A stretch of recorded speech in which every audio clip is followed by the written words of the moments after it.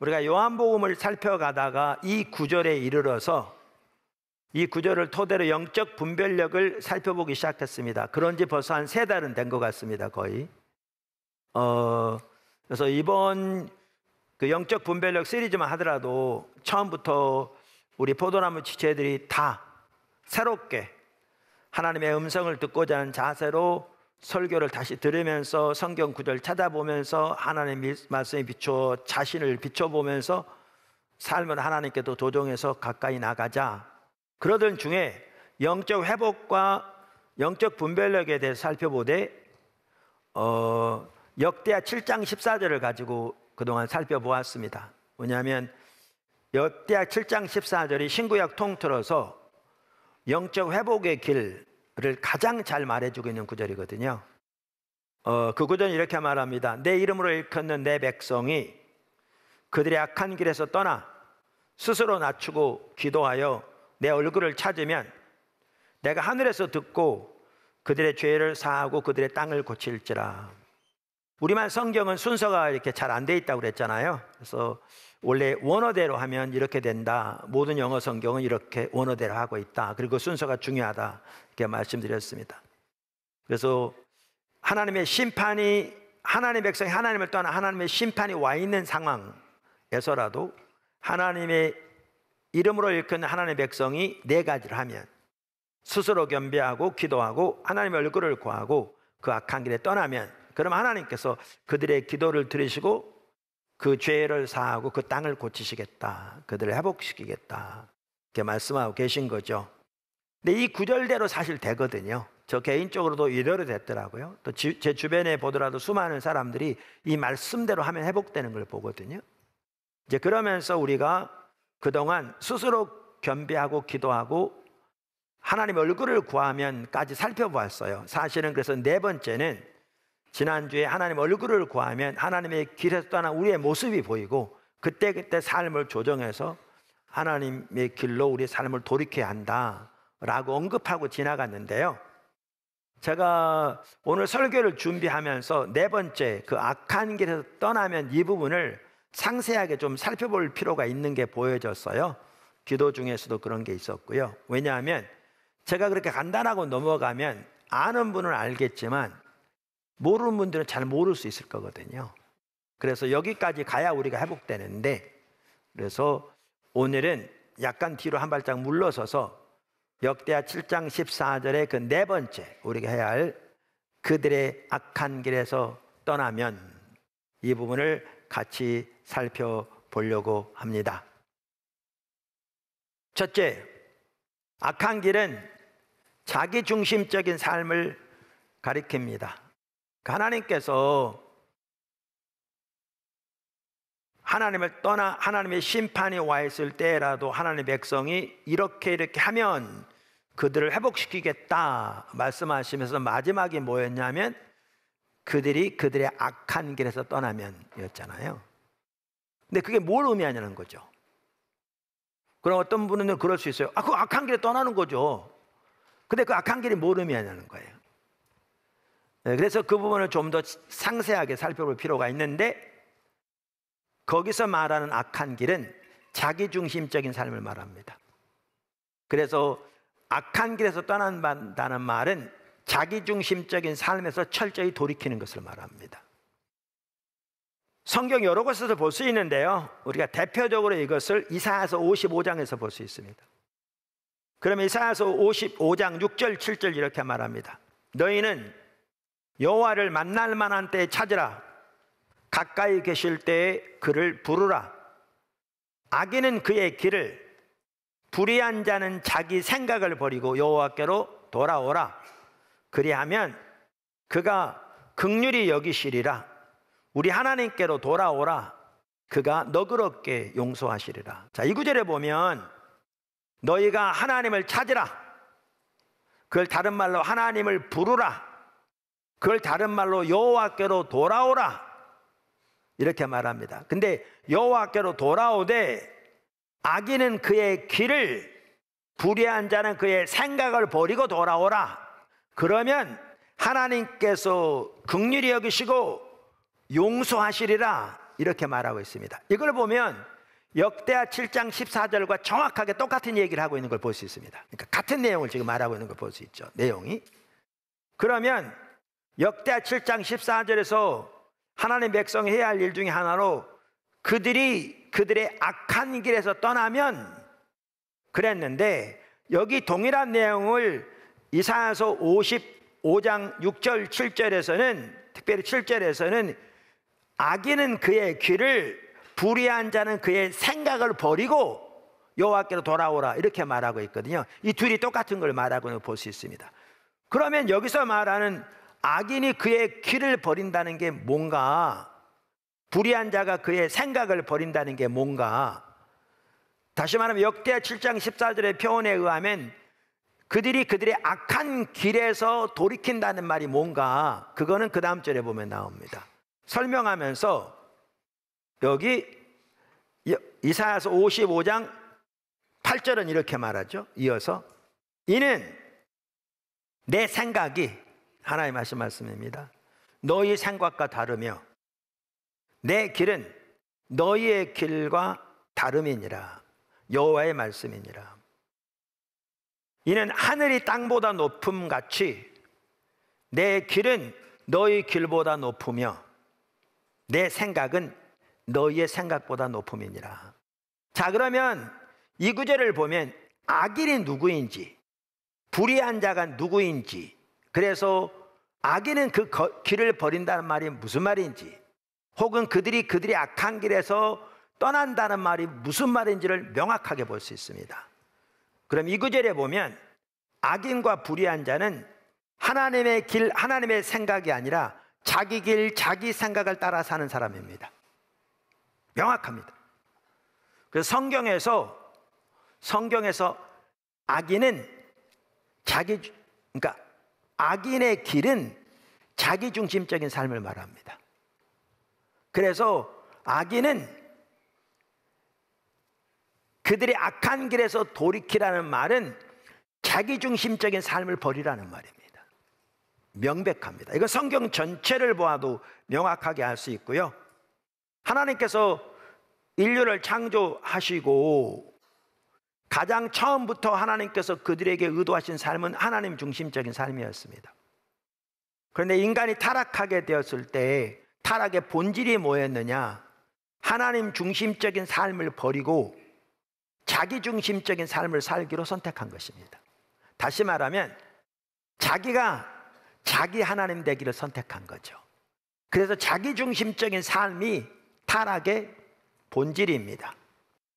두 번째, 자기 중심적인 삶의 형태는 다양합니다. 그러니까 자기중심적인 삶의 형태는 셀 수 없이 다양하죠. 사람마다 다르고요, 상황마다 다르고요, 시대마다 다르니까요. 그래서 자기중심적인 삶을 다 다루는 것은 전혀 가능하지 않습니다. 그래서 우리에게 중요한 것은 옳은 것을 다루면 그 옳은 것이 아닌 건 다 잘못된 거죠. 즉 하나님 중심적인 삶이 뭔지를 우리가 아는 것이 중요하고요, 하나님 중심적이지 않은 것은 다 자기 중심적인 것이고 그것은 다 악한 길입니다. 악한 길입니다.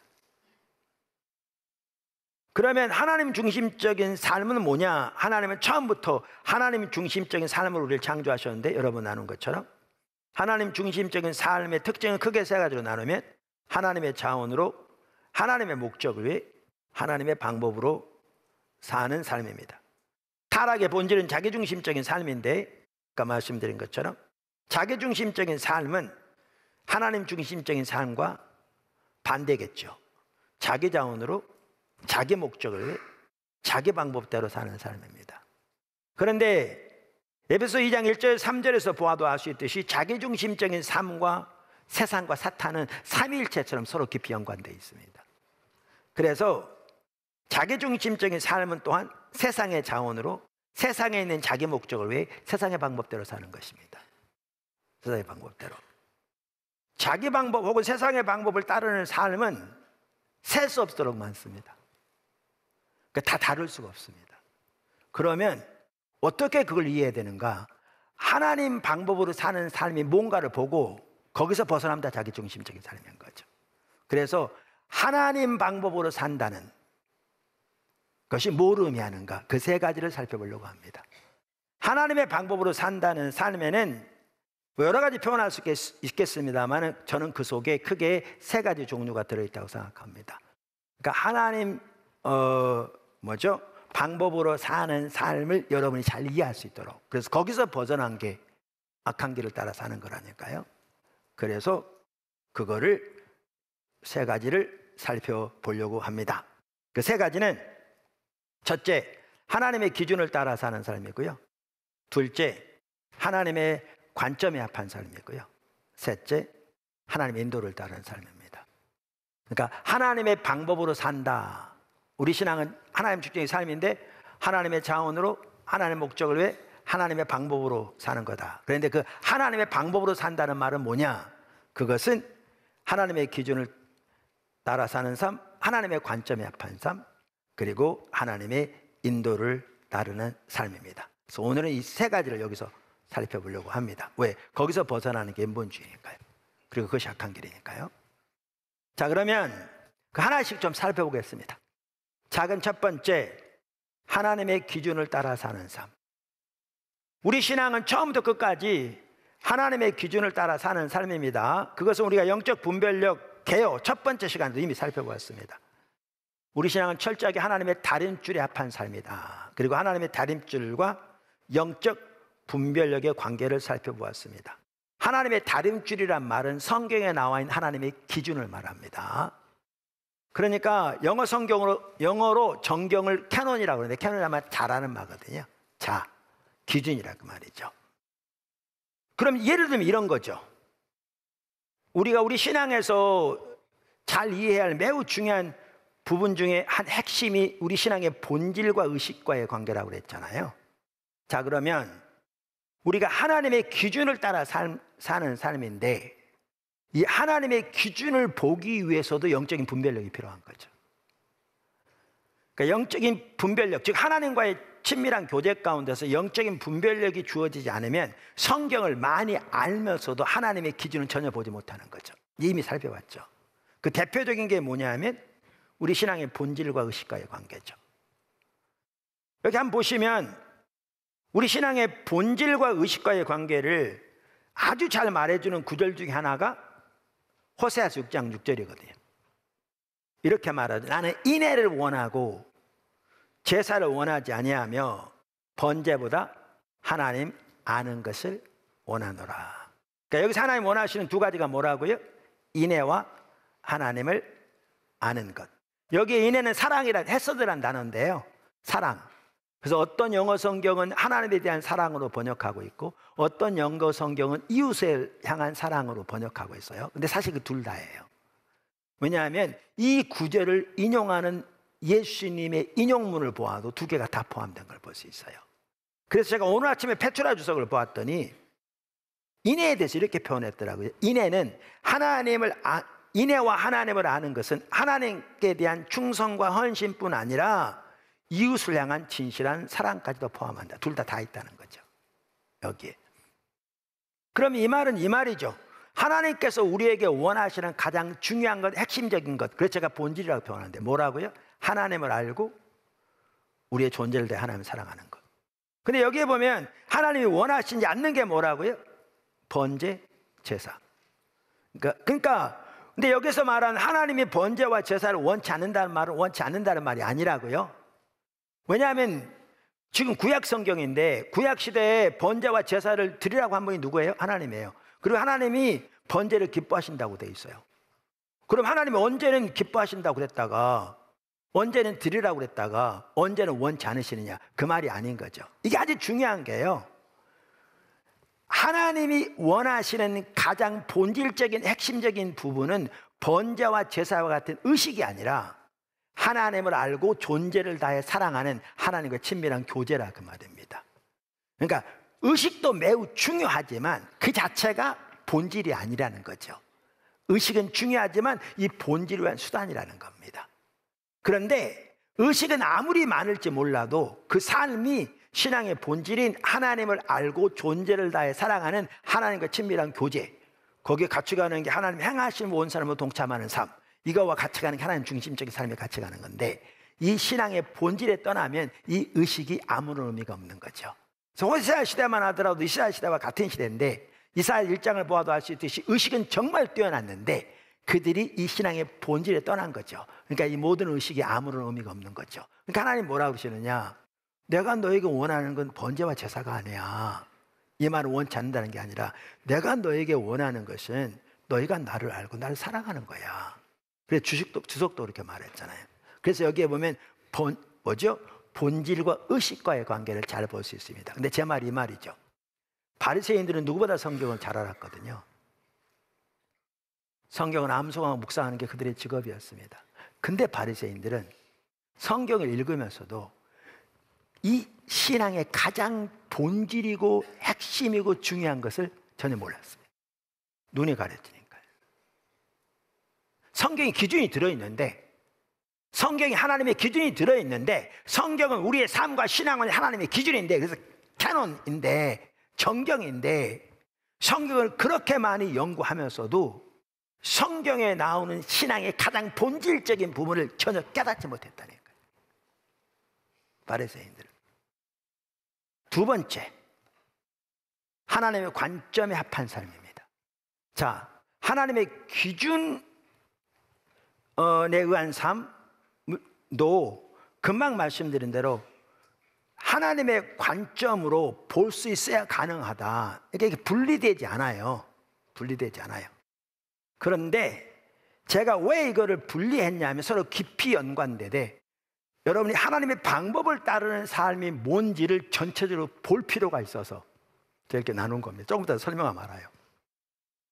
그래서 하나님의 방법에 의한 삶, 방법을 따르는 삶의 또 한 부분은 하나님의 관점에 합한 삶입니다. 성경에는 우리의 삶과 우리의 신앙을 위한 하나님의 기준이 들어있습니다. 그리고 우리 신앙은 철저하게 하나님의 기준에 합한 삶입니다. 그런데 우리 삶의 모든 환경에 대한 하나님의 기준이 성문법적으로 기록되어 있지 않습니다. 성경에.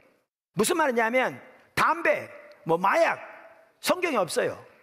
그러니까 성경이 없으니까 우리가 그럼 마약해도 되느냐? 아니죠. 왜냐하면 성경 시대는 그게 없었어요. 이런 것처럼 우리가 오늘 살아갈 때에 비즈니스에서 가정에서 학교에서 그 수많은 일들을 많이 만나는데, 이 모든 수많은 그 환경에 대한 하나님의 기준이 성경에 성문법적으로 기록되어 있지 않아요. 그걸 기록할 수가 없어요. 그렇게 기록하려면 천지를 다 채우고도 남겠죠. 그런데 우리는 여전히 우리의 삶의 모든 영역에서 하나님의 길을 따라 살아야 한다고요. 하나님의 방법을 따라 살아야 한다고요. 저는 이 부분을 여기서 말하고 있는 겁니다. 이 부분을. 무슨 말인지 이해하시겠죠? 자, 그러면 제가 성경적인 예를 들겠습니다. 성경적인 예를. 우선 바리새인들의 예인 거죠. 바리새인들의 예. 우선 마태복음 23장에 보면 화 있을진저 외식하는 서기관들과 바리새인들이요, 예수님 7번이나 그들을 꾸짖죠. 7번 완주습니다. 그만큼 강력하게 그들을 꾸짖는 내용입니다. 우선 16절부터 보시면 이렇게 말합니다. 화 있을진저 소경된 인도자여, 너희가 말하되 누구든지 성전으로 맹세하면 아무 일 없거니와 성전에 금으로 맹세하면 지킬줄 아는도다. 우맹이여 소경들이여, 어느 것이 크뇨? 그 금이냐? 금을 거룩하게 하는 성전이냐? 너희가 또 이르되 누구든지 제단으로 맹세하면 아무 일 없거니와 그 위에 있는 예물로 맹세하면 지킬지라 하는도다. 소경들이여, 어느 것이 크냐? 그 예물이냐? 예물을 거룩하게 하는 제단이냐? 그러므로 제단으로 맹세하는 자는 제단과 그 위에 있는 모든 것으로 맹세하며, 또 성전으로 맹세하는 자는 성전과 그 안에 계신 이로 맹세함이라. 무슨 말인지 아세요? 성경에 보면, 바리새인들이 구약 성경에 보면 맹세하는 자는 반드시 지키라고 그랬어요. 근데 구약 성경에 보면 아까도 말한 대로 성전을 맹세하는 것, 금으로 맹세하는 것, 제단으로 맹세하는 것, 제물로 맹세하는 것 구체적으로 언급되어 있지 않아요. 성경에 그게 나와 있지 않아요. 나와 있지 않아요. 그러니까 맹세하는 것을 지키라고 나와 있어요. 그러니까 바리새인은 그 당시에 어떻게 가르쳤냐면, 성전에 맹세하면 안 지켜도 괜찮아요. 근데 금으로 맹세하면 반드시 지켜야 될 거였어요. 제단으로 맹세하면 안 지켜도 돼요. 그렇게 말했어요. 근데 제물로 맹세하면 반드시 지켜야 한다고 했어요. 왜 그런 줄 아세요? 돈과 관련되는 거니까요. 예수님께서 하나님과 돈을 동시에 섬길 수 없다고 그들이 비웃었다고 그랬잖아요. 왜? 돈을 사랑하는 걸로 써 있거든요. 그러니까 그들은 탐심으로 인해서 그렇게 가르친 거죠. 그러니까 예수님이 그런 거죠. 소경의 인도자야. 우맹이요, 소경이라. 아니, 성전이 크냐, 금이 크냐. 근데 어떻게 큰 것으로 맹세하는데 안 지켜도 되고, 금으로 맹세하면 지키라고 그러느냐. 어떻게 제단으로 맹세하면 안 지켜도 되고, 재물로 맹세하면 지키라고 그러느냐. 보실래요? 그들은 성경에 나와 있는 어떤 구절을 어기진 않았어요. 무슨 말 이해되세요? 근데 그들은 철저하게 타락한 자기중심적인 삶이었어요. 오죽했으면 예수님이 화로다 외식하는 서기관들이여 서기관 바리새인 7번이나 말씀하신 중에 대표적으로 이런 걸 말씀하셨겠어요. 그만큼 그들은 악한 길을 행하고 있었어요. 근데 그들은 악한 길을 행한 걸 몰랐어요. 왜? 성경에 그게 안 기록되어 있으니까. 안 기록되어 있으니까. 뭔 말인지 보이세요? 하나님의 관점에 합한 삶이란 말이 그 말이에요. 성경의 규정들은 안 나와 있을지 모르지만 성경을, 하나님의 말씀을 올바로 전반적으로 이해하고 하나님과 올바른 관계에 있다면 다 알 수 있는 하나님의 관점. 근데 그게 아니면 철저히 가려진, 이건 어느 것 못지않게 악한 길인데 하나님을 대적하는 건데, 오죽했으면 예수님이 그토록 강력하게 그들을 책망하시는 내용 중에 나오는 내용들인데 모를 수 있어요. 여러분, 제가 가끔 말씀드린 대로 예수님이 외식하는 서기관들과 바리새인들이 이렇게 강력하게 꾸짖은 내용들은 오늘날 교회에서는요, 문제도 안 되는 내용들이에요.